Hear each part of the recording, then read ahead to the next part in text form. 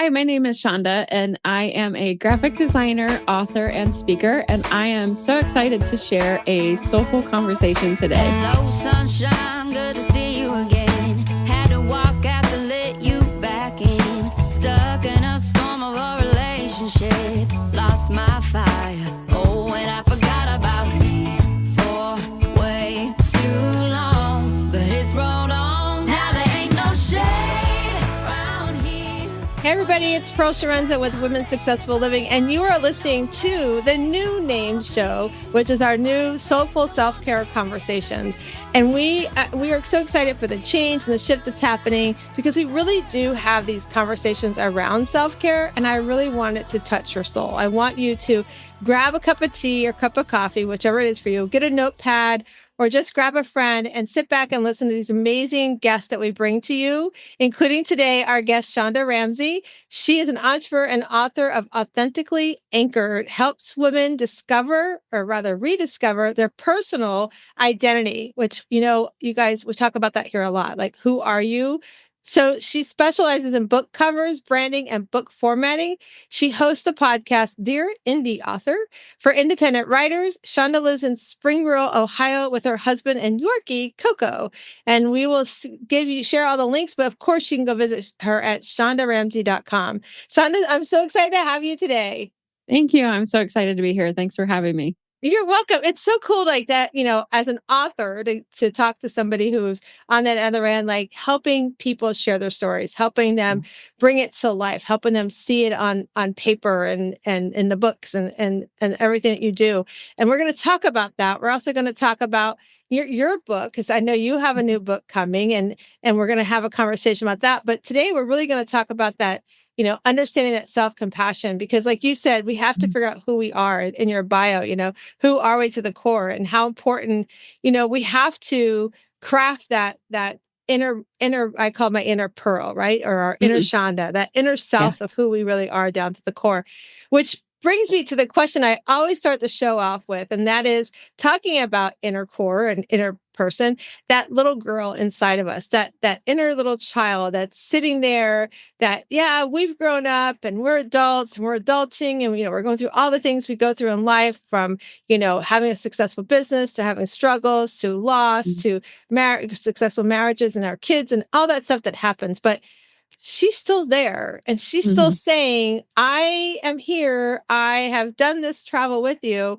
You got to talk to me every so often. And so I always like to go back and be like, can we go talk to her for a few minutes at the beginning of the show? So if you're open to it, I would love to have you tap into your inner child, that inner little Shonda, and have Shonda share with us, what did she want to do when she grew up? When we were little, they ask us all the time, what do you want to be when you grow up? I want to be a doctor. I want to be a nurse. I want to be a wife, whatever those things. I want to be president of the United States.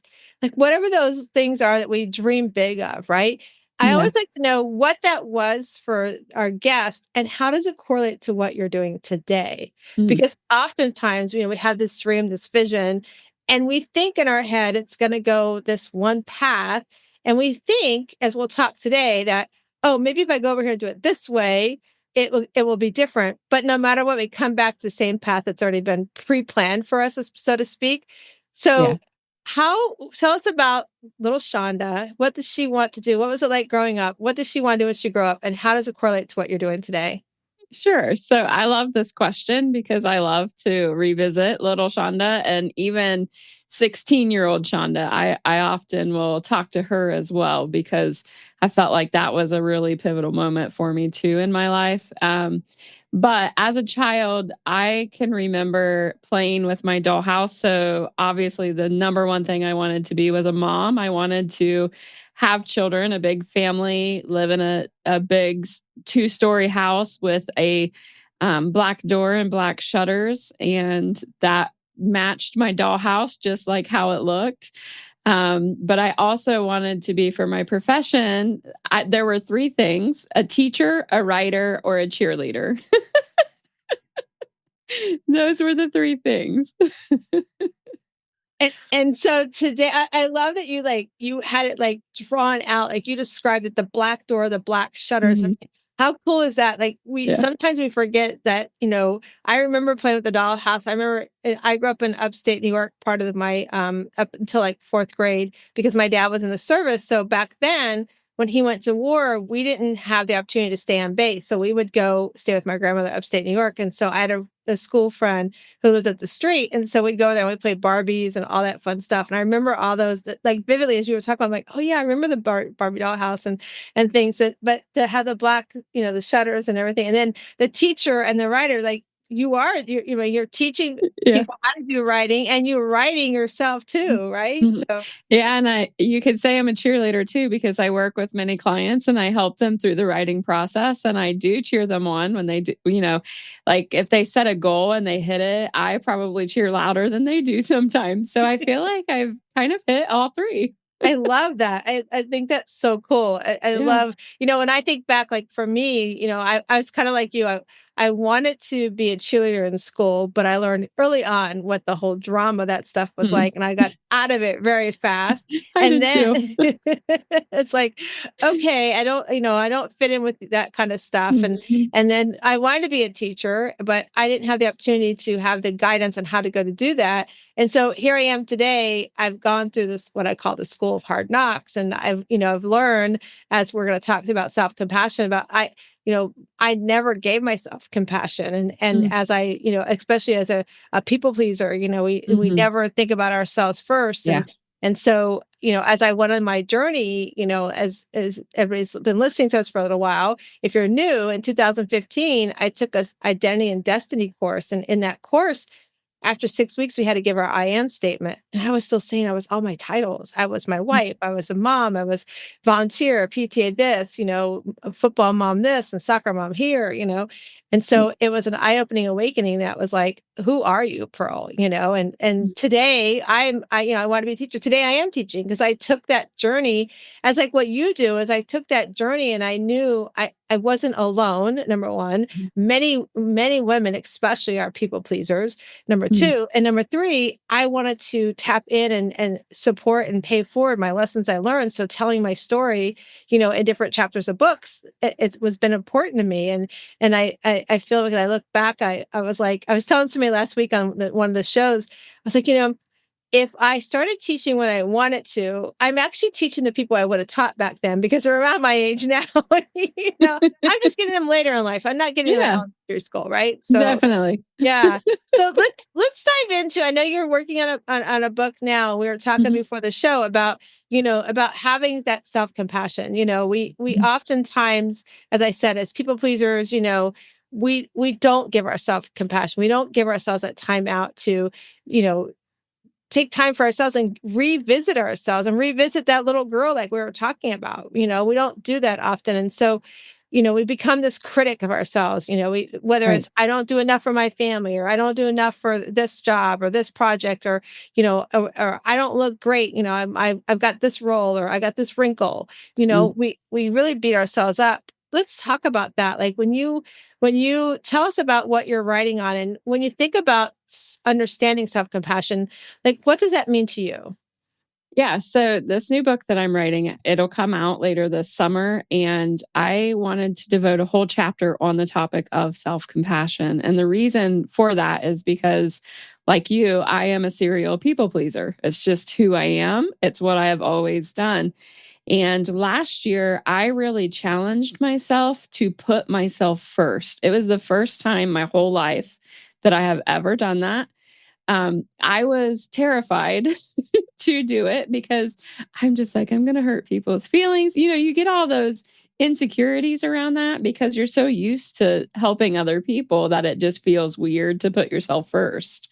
But what really got me to stop and think about that was I went on this trip and I was standing on the beach and I was remembering my time at the bottom of the ocean, which is what I talk about in my first book, Authentically Anchored, about how I just really lost who I was and couldn't figure that out. Um, and I was standing there so grateful that I was no longer in that place, that I was now standing on the shore. But when I looked down at me in my swimsuit, I was very unkind to myself in that moment. And I'm like, I really probably should have exercised more so that I could, fit a little nicer in this suit. And so I had to stop myself and say, no, we can't do that. And so for whatever reason, I just remembered being 16 years old, standing in that same spot and feeling that same insecurity about being in a swimsuit. And so that just kind of got me really considering what it was like to talk to myself in a way as if I'm talking to 16-year-old me.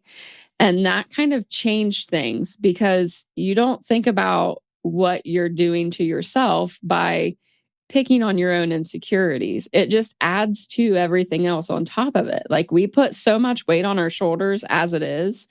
And to do that, you're creating even more weight that you then have to carry. And so part of being self-compassionate is learning to recognize when you're doing that to yourself.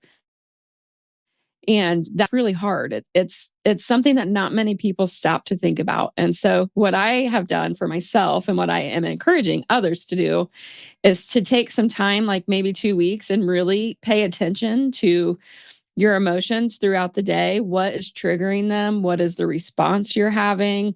What response did you wish you had instead? Those kinds of things, and see if you can't figure out the patterns from that. And after 2 weeks, I guarantee you'll be surprised at what you discover about yourself. You really will. I love the picture of, standing at the bottom of the ocean, like you're at the bottom of this ocean and like the weight of the world is on us because it's so true, especially as women. There's something about and I know it's generational. I know it's, growing up. I think back, to my granny, like she did everything for everybody. My grandfather, I don't remember him because he passed when I was little, but she did everything, she took care of everything, even us when we would go live with her. And then I remember, then it came to my mom. My mom, she was working full time and taking care of us while my dad was away at the war. And then at my generation, it's like we're learning, no, we want more, but we still have to dabble a little work. But so we carry this generational, and then that's the guilt of going, like you said, when you start saying yes to you and no to others, we do that. Those thoughts of they're not going to like me, that I'm going to feel guilty because I'm telling them no, they're going to think that I'm selfish. Like all those thoughts come in our head.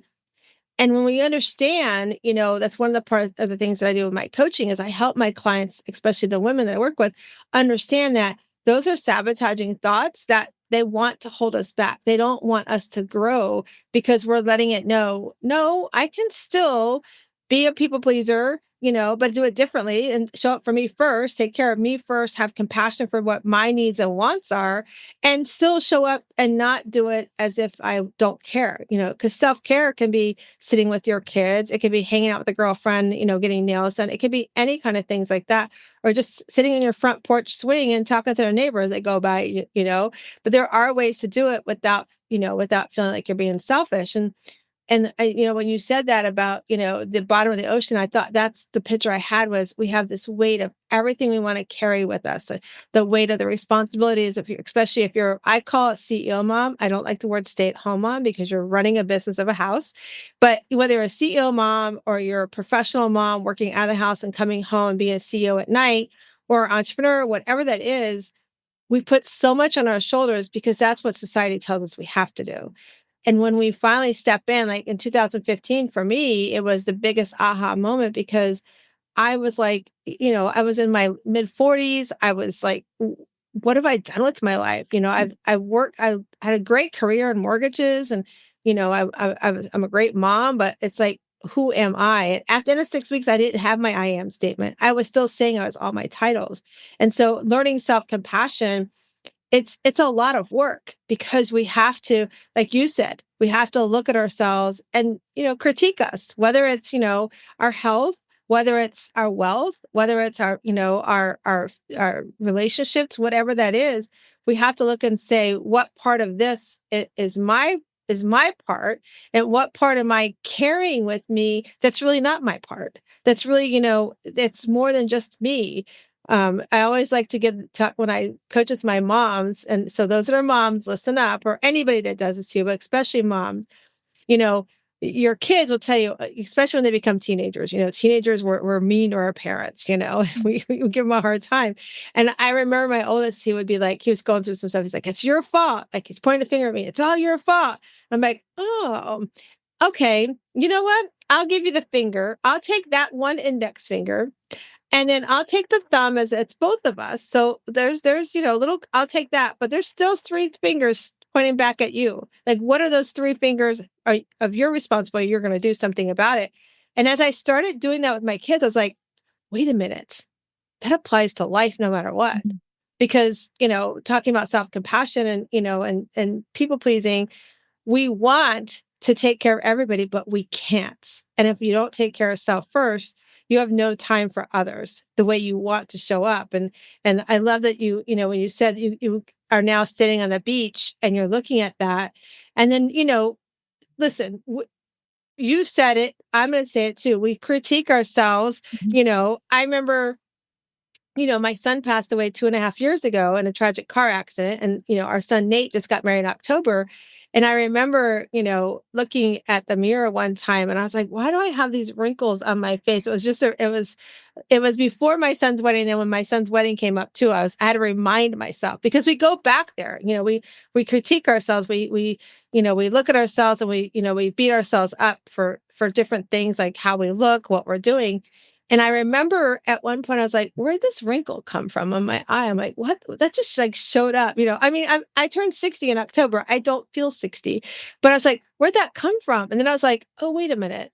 You know what? I had to remind myself, those are tears, that the wrinkles come from different, it's aging too. You're probably laughing at me if you're listening, but I realized that those were really tears, or they're the tears that I shed in the loss of our son, And so I had to embrace that and give myself grace to be like, it's okay to have those moments and say, I'm going to go through these waves, and it's okay to, not enjoy them necessarily, but learn from them, and take a lesson and not beat ourselves up. Because as people pleasers, Shonda, I mean, we think we should do everything for everybody. And when we do that, we all know what happens. We don't take care of we can't put ourselves first. Right. So you gave us the example of the beach and everything. What's a lesson? Like if somebody's listening to us right now and they're like, oh my God, I totally get what they're saying. I got to go home and do this. And I didn't send that letter to this person or do that email. What's something you can say to them to kind of like, how I call it sage, like kind of calm down their thoughts and not be don't beat themselves up so much. So I call that settling the chaos within. Sometimes I can feel the chaos building up when I start thinking about the million things that need to be done in the very short window that I have them. And so what I have really tried to do over the last just a few months, to be honest with you, I just am putting this into practice myself, is to be more intentional in my scheduling. I think that I actually learned this lesson from my husband, who lovingly reminded me that nobody knows the expectations on my shoulders except for myself, because I put them there. And that was a moment where I'm like, wow, you are so right. I am the one who did this to myself. Nobody else did this. It was me. And so just having someone remind me that kind of jogged me enough to want to really rethink, what are my priorities? Are they really important? Is this something that I'm supposed to be doing, or is this something that I just am doing? And from there, I just started really focusing back into planning, which is really old school. It's what I do. Again, it might be a generational thing. I don't know, but I have to have my paper planner with my pen, and I will sit down, and I am very intentional now about what I'm scheduling and when I'm scheduling it. Because I'm a graphic designer, I work with a lot of clients, and each project has a different timeline. And so I have to be really careful not to overbook my client roster, because what can happen is I have to then steal time from something else, because we only have 24 hours in one day.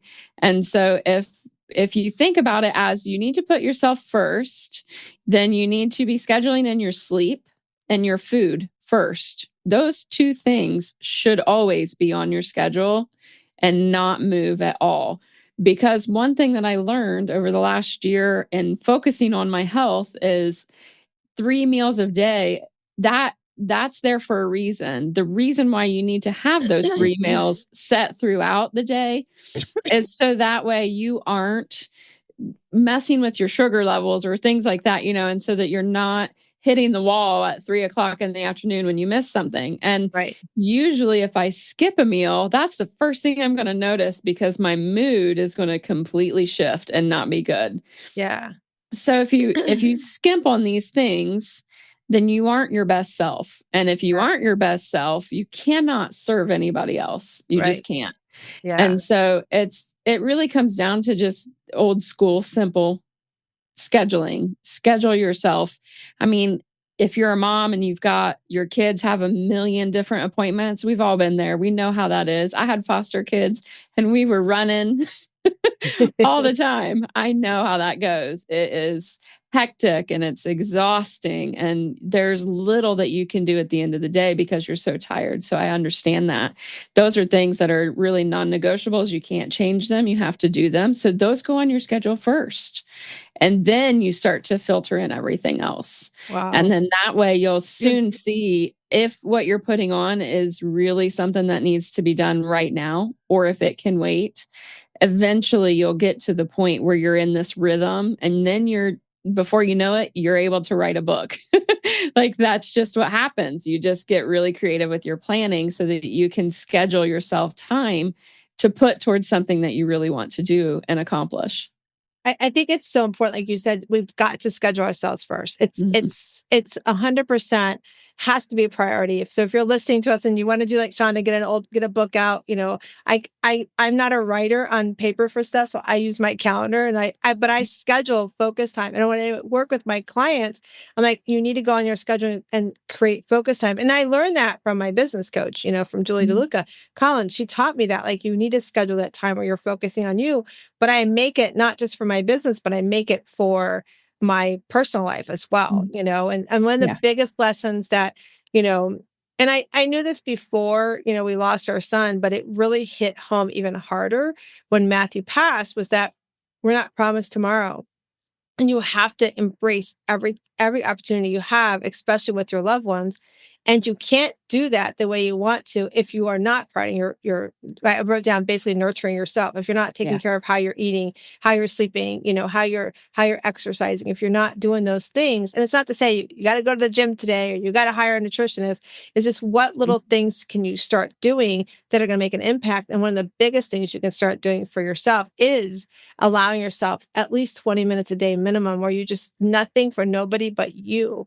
And I remember when I was going on my journey and I realized I have to start putting myself first. I remember coming home and my kids, like I said, I did it late in life. My kids were in, high school. That's how long it took me to figure this stuff out. And so I came home one time and I'm like, listen, I'm going to go in my room. I'm going to go read, or I might take a bath. I'm going to do something for me. So unless the house is burning down, your dad got you covered. You guys are old enough to figure out what you need to do. I don't want to be bothered for at least an hour, Yeah. And I have clients that will say to me, well, how do I do that?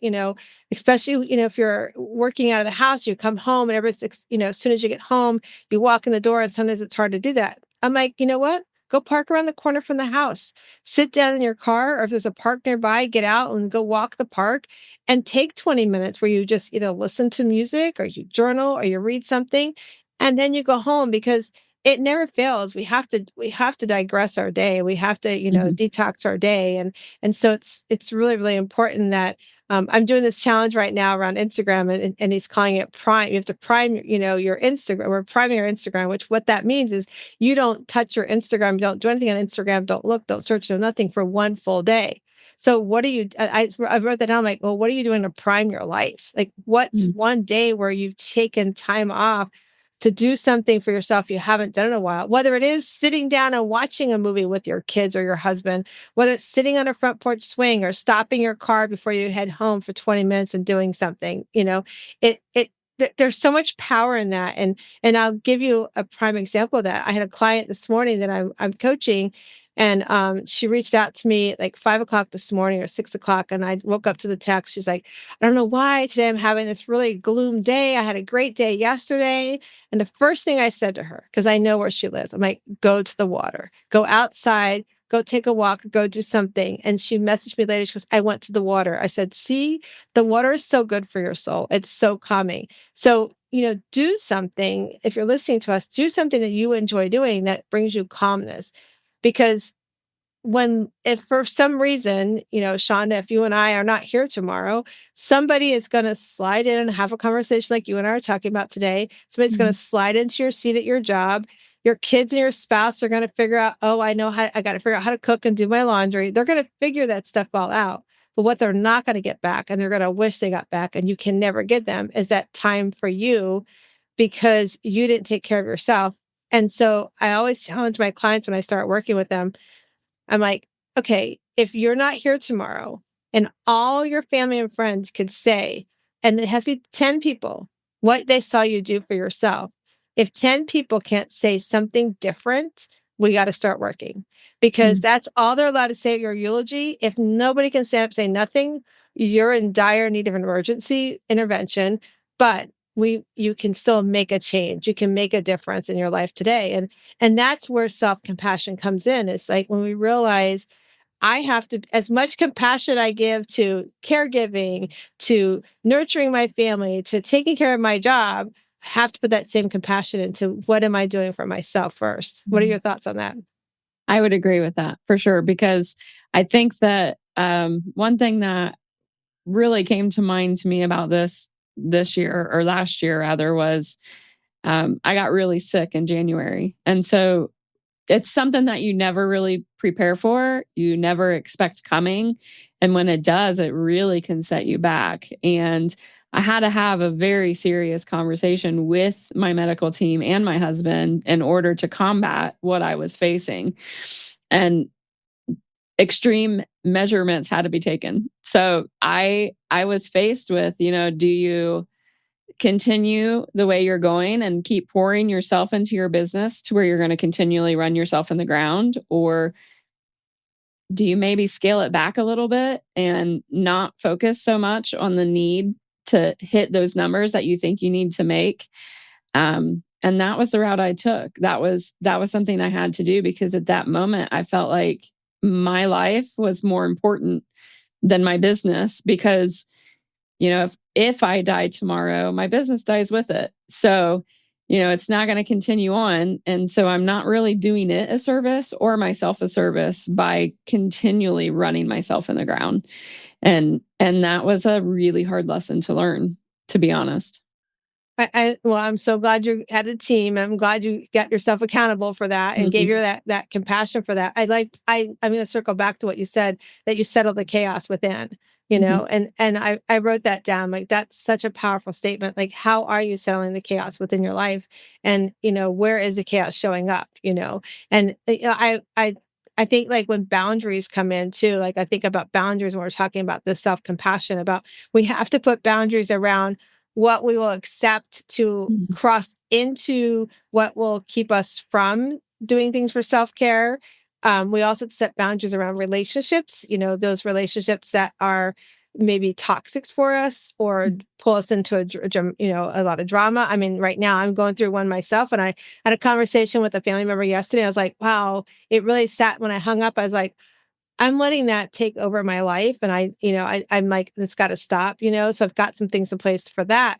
But when we don't do that, it becomes so distracting to what we need to do compassionately for ourselves and also for those we love, because, we want to show up for them. But when we can't settle the chaos, it just creates more chaos in our life. And that's important.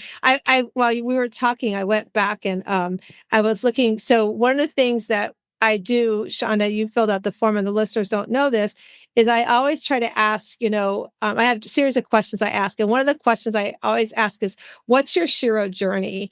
And I know that you talked about, that you believe the ultimate act of grace that can be extended to yourself is by listening to what your body needs. And that one day it needs to rest, while another day it may need to be spend an hour writing to get our ideas out of our heads and onto paper.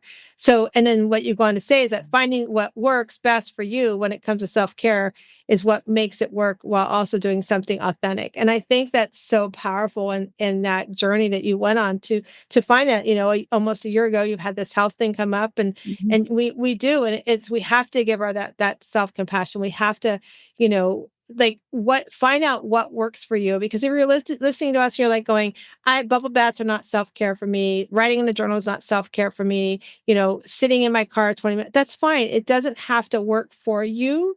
It's a matter of finding something that you enjoy doing. I have a client, I said to her, I want you to journal. And I saw this look come over her face, and it was so funny. I was like, why is she what's that look about? So I asked her, and I try to push my clients out of their comfort zone, right? And I'm Mhm. like, so why are you looking like that about journaling? And I'm like, trust me, I never like to journal. I'm like, I just told Sean at the beginning of the show, I don't like to write in anything.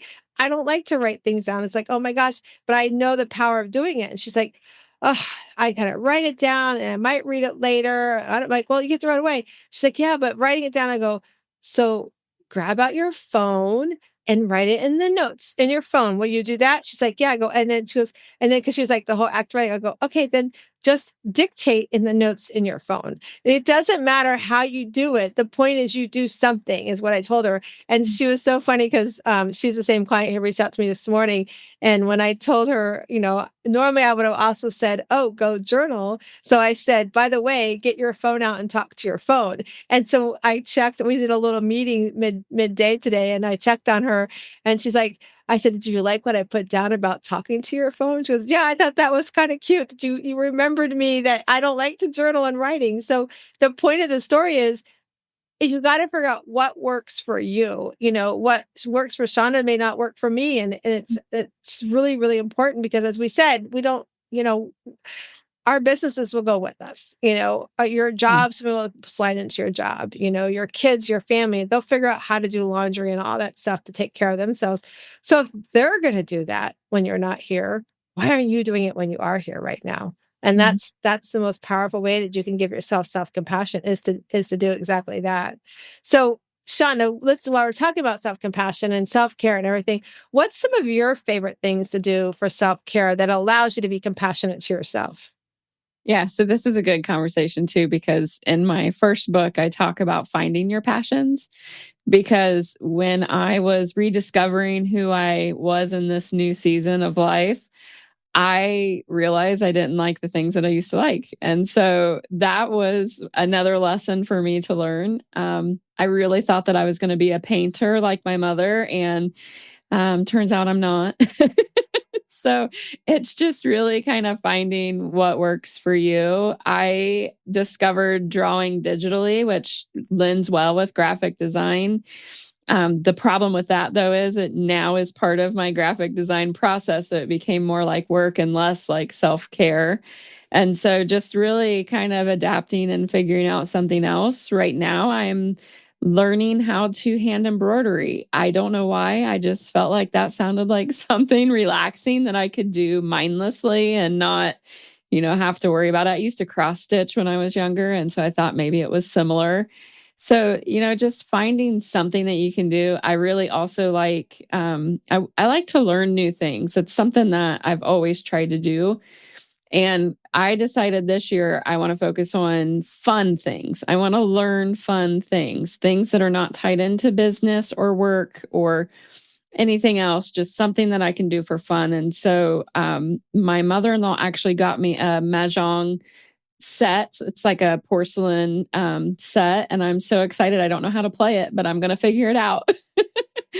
Because I know I can set it up, leave it up, and then just kind of play as I need a reset. You just need a reset sometimes. Okay, wait a minute. You got to tell us, what is this game? I've never heard of it before. Mahjong, Uh-huh. it's It's like a solitaire, I think. I've only played it on a computer before. I've never played it in person. So the tiles look kind of like dominoes, but they've got, I don't know if it's Japanese or Chinese symbols on it, but it's got symbols on it. And so you have to match them. You get like a pair.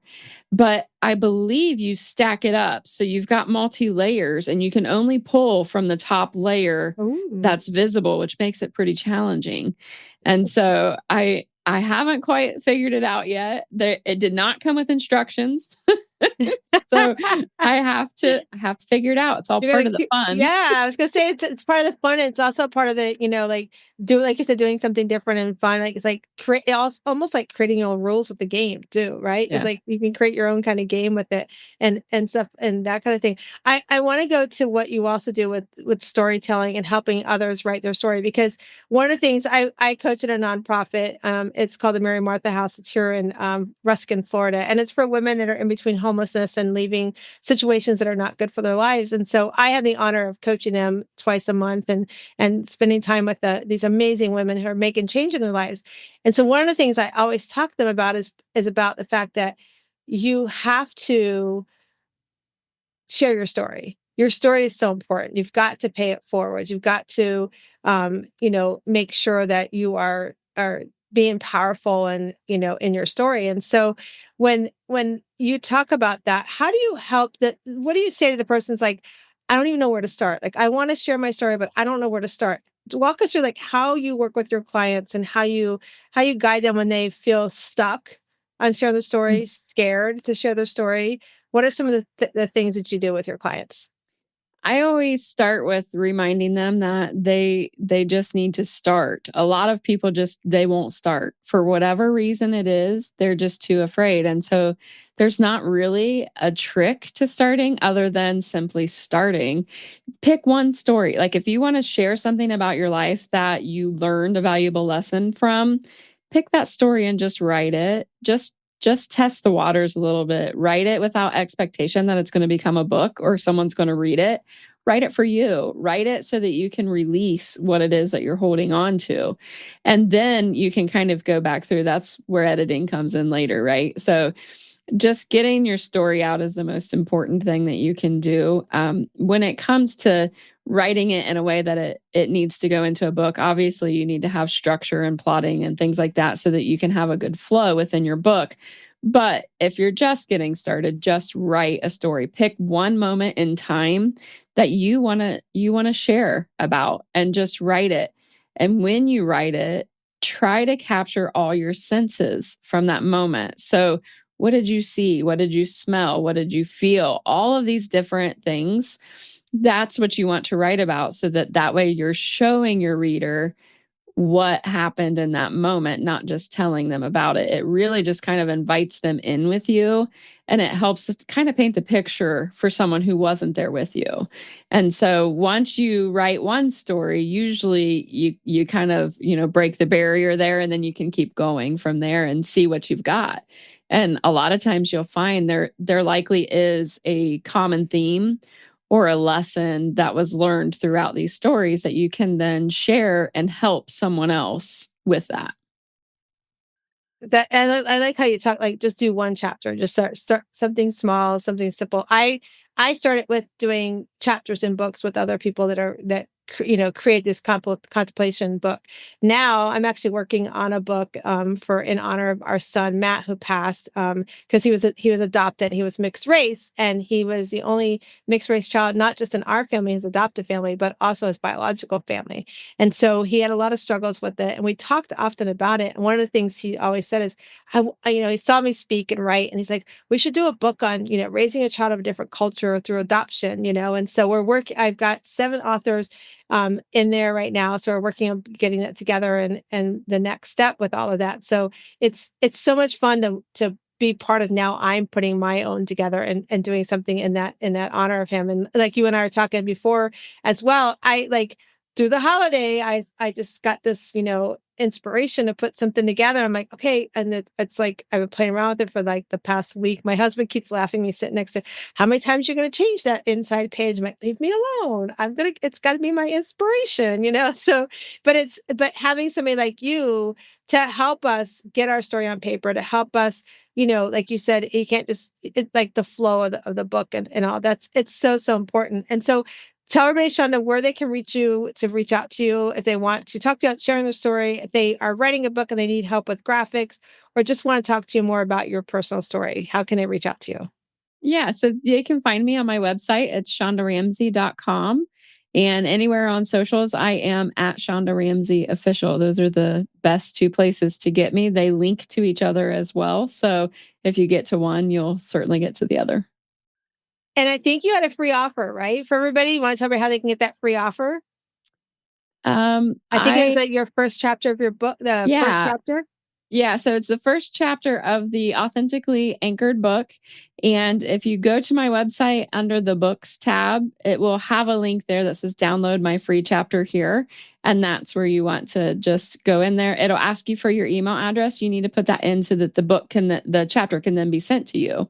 And then that'll give you kind of an insight. I actually give you more than one chapter in there though. So I give you the introduction, which kind of explains what will happen if you read the book from beginning to end. It just gives you a little bit more. I'm going to be honest, the way that I write, I am a teacher. And so I often will give homework, and journaling is part of that. So that is something that I always leave with you. Of course, if you are not a journaler and that's not something that you can do, it's more or less a question that I leave you with that I want you to think about and consider. And so that's something that you can easily do without journaling about it. I love it. I love when we give homework to the reader. I think it's so much fun. It's so inspiring. So this has been so much fun, and talking about self-compassion and overcoming people pleasing, as we both are. It's always a journey. The one thing, like for me, that really, like, my people pleasing, I could say yes to everything and anything you would ask me. And so as I started down the journey of overcoming people pleasing, I actually took a rock. It was so simple. I found this rock. I picked up this rock, and I was like, okay, God, what am I supposed to do with this rock? And I happened to be going to a network event. Somebody asked me to do something, and I was like, my hand swept across the rock in my pocket. I was just like, no, I can't do that. And I was like, I said it so, like, even to me, it felt odd. I was like, oh, wait. I didn't mean the way it sounded. I just can't do. That's not something that's, on my heart that I could show up for. And as I went through this journey of learning to say no, I became stronger. This is where my Shiro program came from. I became stronger in that I have to say no to others so I can show up for myself. Because as I was doing that, I realized, oh my gosh, I'm not so stressed anymore. I'm sleeping better at night. I'm eating better. So I was happier. My life became much more happier for myself. And then I became empowered to go on the journey of learning what other women are doing this. How can I share my story? And writing and coaching has become part of that, and doing retreats as well. We do an annual pajama self-care retreat every year in September. And so then what was happening is I would show up in the rooms and people were like, what's different about you? People were noticing that I wasn't stressed out. I wasn't overwhelmed. I had like this, I call it the glow up, the radiant glow up. And then I truly started walking that, we talked earlier at the beginning of the show about, we think we can go off the path and get off the path of how it's laid out already for us. And I realized I have to stay on that original path that was planned out for me. It's just a different path than I thought. And I just have to play the path out. And that walking in my original self has been what's carried me through ups, downs, challenges, everything that's come, my way. And becoming that, stepping into that Shiro that I am is so powerful. But one of the things that was really cool as I went through this, and so those of you that are listening to us or watching us, things will happen that as you go and start stepping into that Shiro self and saying no to others, I started realizing, oh my gosh, you know what? I don't like to do that thing, but I know somebody else that could do that for you. So I was connecting people together. And so for a people pleaser, it was really cool because I still felt like I was showing up for them, but I really wasn't showing up for them, So things will happen as you make these commitments to your life, as we're talking about, as you start showing yourself more compassion, as Shonda and I have shared today. We both want you to know that you deserve to put yourself first. And when you do, life has got so many things that you didn't know that's going to reward you. And so before we close out, Shonda, and we move to the special thing we do at the end of the show, do you want to give any closing remarks about self-compassion to our listeners and viewers? Yeah. So I just want to really encourage you to not stand in your own way on this one. I know that that is probably a big ask, to be honest, because I think that we tend to trip ourselves up in this because we get in our heads and we think, do I really deserve time for me? Can I really do this?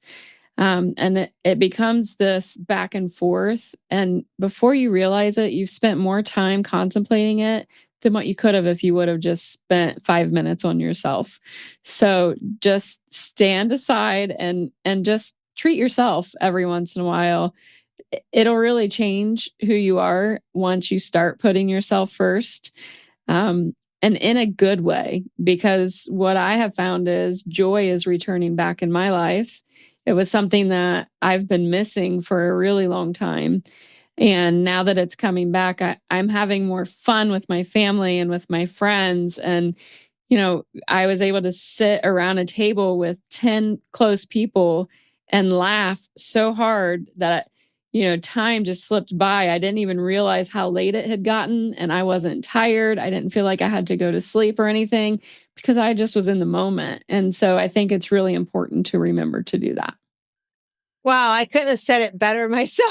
That's so true. I love that you found joy. I love that you gave the example of what being a Shiro is in our lives, and I love that you found that Shiro and you've on that Shiro journey. So thank you for sharing that with everybody, and we'll put everybody in the show notes how to reach out to Shonda. But before we let her go, we did forewarn her that we're doing our Better Life, Better Question cards. We're keeping it with the show because it's so much fun. So I've already shuffled them. I'm going to go through. You tell me when to stop, and we'll read what your card says. So here we go. Tell me when to stop. Stop. Okay, so your card says, "What is my intention?" So, what's your intention for at the beginning of the year? What a great question. What's your intention? My intention, well, it's funny because I said my word this year was going to be fellowship, and it still kind of is along that line. That is something that is missing in my life is spending time with those that I love. And that goes along with overscheduling myself too much. And so I am going to be extremely intentional about fellowship this year. I love that, and it's so awesome that you recognize that too. That we've got to put the time with our family and our loved ones. It's so important. So I just want to thank you so much for coming on and being part of the show and having this conversation. Yeah. I think it's been an amazing conversation, and I just want to remind all of our listeners before you head off. If you're watching, you will see it, but otherwise, just remember: you come into this world. You are a rough oyster on the outside. You've got a lot of work to do, but as you open up that shell, you will find your inner pearl to greatness. And I hope you go out today and I hope you start stepping into your inner Shiro self. Have a great day. Oh my gosh. What a great conversation that was with Shonda about, self-compassion. I know if you're listening or if you're listening to the episode and people pleasing really resonated with you, I just want you to know that you're not alone. As we talked about, many of us are people pleasers, or we think we have to be in control of everything, or we are high achievers. We got to go on to the next thing. What I'm telling you to do is to take a time out, give yourself a break, have some time for just self-compassion, do something for yourself, whether, like we said, it's sitting in your car for 20 minutes, going for a walk in your neighborhood, or maybe just sitting down and binge watching an old show. Whatever that is for you, it's really important because, we have to take care of ourselves to show up for those that we love or the things that we love to do the way we want to. And if that's something you struggle with, I would just want to offer you a free opportunity to have a conversation with me. I offer a great roadmap to look and see where you are today and where you can go when you start incorporating just a little bit of self-compassion and self-care.